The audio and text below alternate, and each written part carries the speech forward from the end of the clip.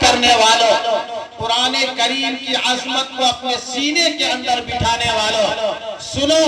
اگر تم چاہتے ہو کہ سلامتی کے ساتھ آخرت کے اندر جنت کے اندر داخل ہو جاؤ، اگر تم چاہتے ہو کہ اللہ رب العزت تمہارا نام اعمال تمہارے داہنے ہاتھ کے اندر دے دے، اگر تم چاہتے ہو کہ کل قیامت کے میدان میں سرخ روئی والی زندگی ہمیشہ کے لیے نصیب ہو، تو پھر یاد رکھو کہ تم اس دنیا کے اندر 3 کام کرنے والے بن جاؤ۔ کتنے کام؟ 3 کام۔ پہلا کام، اعبد الرحمن، رحمان کی عبادت کرو۔ یہ نہیں فرمایا اعبد اللہ، اللہ کی عبادت کرو۔ علماء مفسرین نے، محدثین عظام نے، علماء کرام نے کتابوں میں لکھا ہے کہ اللہ کے نبی جناب محمد رسول اللہ صلی اللہ علیہ وسلم نے لفظ رحمان کا تذکرہ کیا کہ یاد رکھو اس رب کی تم عبادت کر رہے ہو جو بہت بڑا مہربان ہے، وہ تمہاری عبادت کا اجر دے کر کے رہے گا، تمہاری نیکی کا صلہ دے کر کے رہے گا، اور ایسا ویسا صلہ نہیں۔ واللہ یضاعف لمن یشاء، اللہ اتنا بڑھا کر کے دے گا، اتنا بڑھا کر کے دے گا کہ تم گنتی نہیں کر سکتے۔ اللہ کی رحمت اتنی وسیع ہے۔ اللہ کے نبی جناب محمد رسول اللہ صلی اللہ علیہ وسلم نے ارشاد فرمایا اعبد الرحمن، اللہ کی رحمان کی عبادت کرو۔ یاد رکھیے اس روئے زمین پر اللہ تبارک و تعالی کے علاوہ کسی اور کو معبود بنانا، کسی اور کے سامنے سر ٹیکنا، کسی اور سے مرادیں مانگنا، کسی اور کو حاجت روا اور مشکل کشا سمجھنا، اس کا مطلب یہ ہے کہ آپ اللہ کی عبادت نہیں کر رہے ہو، اس کی عبادت کے اندر کسی اور کو شریک کر رہے ہیں۔ یاد رکھیے ایمان وہ چیز ہے کہ اسی کے بدلے میں کل میدان محشر کے اندر آپ اور ہم کو کامیابی مل سکتی ہے۔ ایمان ہی وہ لکیر ہے کہ جب اللہ کے نبی جناب محمد رسول اللہ صلی اللہ علیہ وسلم نے کفار قریش کو اکٹھا فرمایا اور کہا اللہ کے نبی جناب محمد رسول اللہ صلی اللہ علیہ وسلم نے ما لبثت فیکم عمرا، اے مکہ والو میں تمہارے درمیان عرصہ دراز گزار چکا ہوں،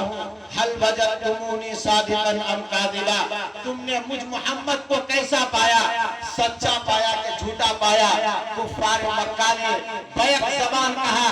آپ ہمارے درمیان عرصہ دراز گزار چکے ہیں، 40 سال کا عرصہ گزر چکا ہے، ہم نے آپ کے بچپنے کے دور کو دیکھا ہے، جوانی کے دور کو دیکھا ہے، ہم نے آپ کو سراپا صادق و امین پایا۔